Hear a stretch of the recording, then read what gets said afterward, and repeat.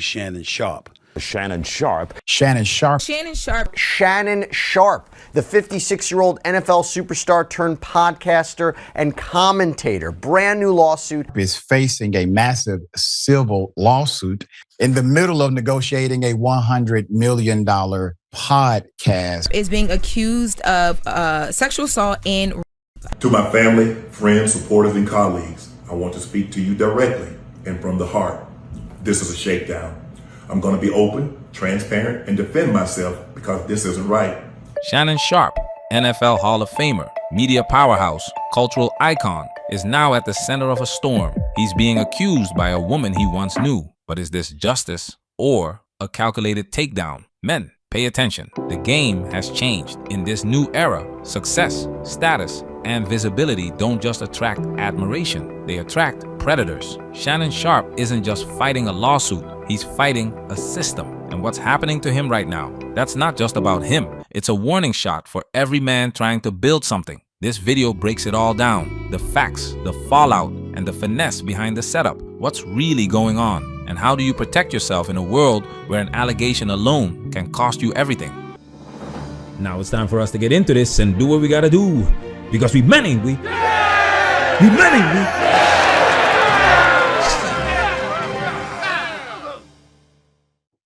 The legal action filed by Jane Doe, represented by the same lawyer who unsuccessfully pursued Jay-Z. Tony Busby is on this case, right? And he's a Houston-based attorney. Houston-based attorney. Been here on The Factor several times. Yes, and we've seen him file several lawsuits against the likes of P. Diddy, against Jay-Z, which was recently dismissed. And now here we go again against Shannon Sharpe. Texas attorney Tony Busby announced on his Instagram that he'd filed a $50 million lawsuit in Nevada court against Sharpe. On Instagram, he wrote in part, "I'm extremely proud to represent Jane Doe. It takes a great deal of courage to stand up against those with power, fame, and money.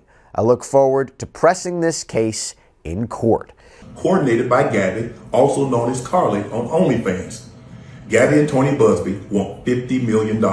What they're getting is sued for defamation and trying to take me down. It's not a criminal charge. It's not jail time. It's $50 million. That alone tells you this ain't about justice. This is about the bag. They didn't go after some random dude with no clout. They went after Shannon Sharpe, a walking media empire, a brand, a bank account with legs. If you're holding the bag, you can't move like you don't have it. You're a target. Your lifestyle is evidence. Your relationships are risks. One wrong interaction, one misunderstanding, or one setup, and everything you've built is up for grabs. This isn't paranoia. This is the playbook now, and we better learn it before we lose the game. And then, boom, it didn't take long before the mask came off. We find out who Jane Doe really is. An OnlyFans model? Shannon Sharpe? Come on, bruh. You gotta be kidding me. When they first met in the gym back in 2023, she says that she didn't know who he was, that it was just like an older guy that was like, you know, checking her out in the gym. As it begins, a woman can say yes to consensual sexual relations with a man 99 times. But when she says no, even once, that no means no. Defendant Shannon Sharpe, a man who's accustomed to getting what he wants, completely fails to understand this basic concept. After many months of manipulating and controlling plaintiff, a woman more than 30 years younger than he, and repeatedly threatening to brutally choke and violently slap her, Sharpe refused to accept the answer no and raped plaintiff, despite her sobbing and repeated screams of no. This is where men really need to listen up. Gabby, also known as Carly on OnlyFans, was 19 or 20 at the time, and in a 2-year, rocky but consensual relationship with Shannon. This wasn't a stranger. This wasn't some random club night. This was a relationship, and now she's asking for $50 million. Why? This used to be the divorce hustle. Marry a man, stay a few years, divorce, take half. But men like Shannon, they're not playing that game anymore. No marriage, no vows, no legal way to dig into the bag. So what now? A new hustle is born. Skip the vows, claim sexual assault, demand a lump sum, not jail time, not justice, just a check. And then she hires Tony Busby, the same high-profile lawyer who's made a whole career going after rich, powerful black men. Yeah, now it's looking real strategic. This ain't about trauma. This is about strategy. Like many cases when a person of a high profile is involved, there's two components, two courts, the court of law and the court of public opinion. And it's become clear to me from the outset of this effort by Shannon Sharpe and his lawyer Lanny Davis to push back, a lot of what's being said is intended for the court of public opinion. This is all being orchestrated by Tony Busby, who has targeted Jay-Z. Tony Busby targets black men, and I believe he's going to release a 30-second clip of a sex tape that tries to make me look guilty and play into every stereotype you could possibly imagine. That video should actually be 10 minutes or so. Hey, Tony, instead of releasing your edit, put the whole video out. I don't have it, or I would myself. You know what happened, and you're trying to manipulate the media. The encounter in question took place during the day at her invitation, and now that appears to be a deliberate setup. Sharpe fired back, posting alleged texts from the woman in the lawsuit on social media. One of them reads, "I want you to put a dog collar around my neck and choke me with it while you're effing me." Another, "I know you miss this big juicy ass, $25,000 for each cheek." And here's another alleged text, "You better crave it, cuz you're gonna be stuck with it for life after you put a big black baby in me." The rest are way too spicy. I don't know what's left. There were other things that were said, but the most important, and I was surprised when I first heard this. I thought Lanny Davis misspoke.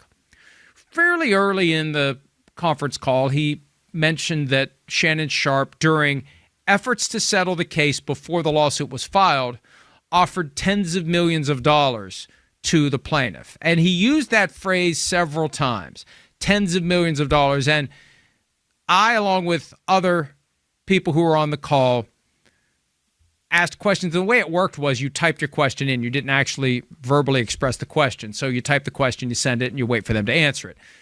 Multiple people who were on that call asked the question of, is it tens of millions or is it 10 million? What's the number specifically? So eventually, after saying tens of millions several times, Lanny Davis said that Shannon Sharpe offered at least $10 million to settle the case. Now we're in public defense mode. But here's the truth. Once you're defending, you're already losing in the court of public opinion. Whether he's guilty or not, offering $10 million and making it public, that's not legal strategy. That's reputation damage. This ain't justice. This is reputation warfare. And then it gets worse. Her attorney, Tony Busby, right here in Houston, has released new audio to TMZ in which Shannon Sharpe allegedly tells a woman he will choke her. As we've reported, the $50 million lawsuit was filed Sunday. Busby says the audio paints a fair picture of the relationship shortly before the alleged assault. In this case, we must note it's not clear when it was recorded. I recruited Shannon. I went and got him and brought him to ESPN. But I'm not the boss. Those are other folks. There are layers to this, and there are certain layers even I am not on.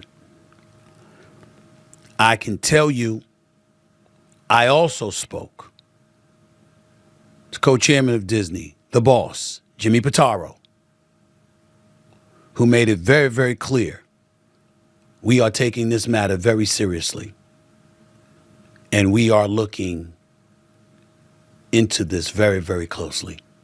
By the preponderance of the evidence, I am concerned about the hit that it has on Shannon Sharpe as a public figure. Because let's say this goes to trial, then there's going to be a lot of public scrutiny of Shannon Sharpe's sex life at age 56 with that of a 19, 20-year-old. It's just not a good look for someone who's employed by Disney. That line, that's all people will remember. Not the context, not the edits, not the counterclaim. That line, whether it's real or fake, it's already done the damage. Don't be surprised if Shannon doesn't show up on First Take this Monday. This kind of allegation, you don't bounce back from that easy, especially when clips like this go viral. This isn't just about $50 million anymore. This is about whether Shannon Sharpe gets to keep his voice, his brand, and his future. Is facing a massive civil lawsuit in the middle of negotiating a $100 million podcast deal. Now, that part may be important as to the timing, the motive behind the now of this lawsuit, according to the other side. And let's not ignore the timing. You don't find it suspicious that this all drops right when he's about to level up? This is $100 million man in the making. And suddenly, here comes the allegation. When there's this kind of money on the table, you can't afford to move sloppy. The ongoing lawsuit caused people on social media to recall comedian Monique's past appearance on Sharpe's podcast, Club Shay Shay. She jokingly warned him about dating younger women. You don't need no 26-year-old girl. You don't need no 36-year-old girl. This is your auntie talking to you. Take your old ass and get your old out there that can love you old. You're trying to hang out with these young and you can't do it, Shannon. You just can't do it. So the question is, should Shannon have taken that advice from Monique? Some people got a problem with Shannon dating a 19, 20-year-old at 50 plus years old. Here's my take. That's not an age issue. It's a cultural issue. You think these 40 and 50-year-old women are better? They're the ones who passed the torch. They created this environment. They disrespected men in their prime, celebrated toxic independence, and now want to act like they're the prize? Nah, miss me with that. You raised this generation. You empowered the Gabbies of the world. And now you want to clutch your pearls? Wives aren't born. They're raised. So if you're looking for a wife, don't just look at her age. Look at her environment. Look at her training. Let's talk about another red flag. She was on OnlyFans. That's not shaming. That's context. If you're running a subscription business monetizing your body and fantasies, then suddenly turning around and demanding $50 million for a traumatic experience. Sorry, but that puts your motives under a microscope. Let's be real.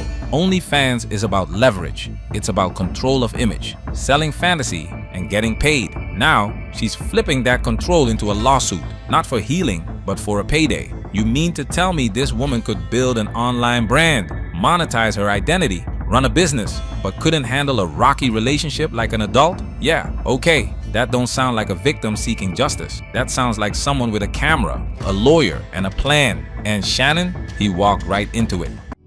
As a man, your status doesn't just attract opportunity, it attracts opportunists. You've got to vet, you've got to protect, and above all, you've got to move smart. You're not just a man, you're a brand. And out here, the streets don't care if you're innocent. Your empire can collapse off one accusation. Let's see how this case unfolds. But let it be a warning, not just for Shannon, for all of us. Is it problematic for her that they were in a relationship? You know, he talks about in the beginning of the lawsuit, a woman could say yes 99 times. If she says no once and you continue on, that's sexual assault. That's do you believe that them being in a consensual relationship for a long period of time or a period of time, do you believe that, according to her claims, even after being asked to sign an NDA, she nonetheless engaged in a relationship with him? Do you think that hurts her credibility?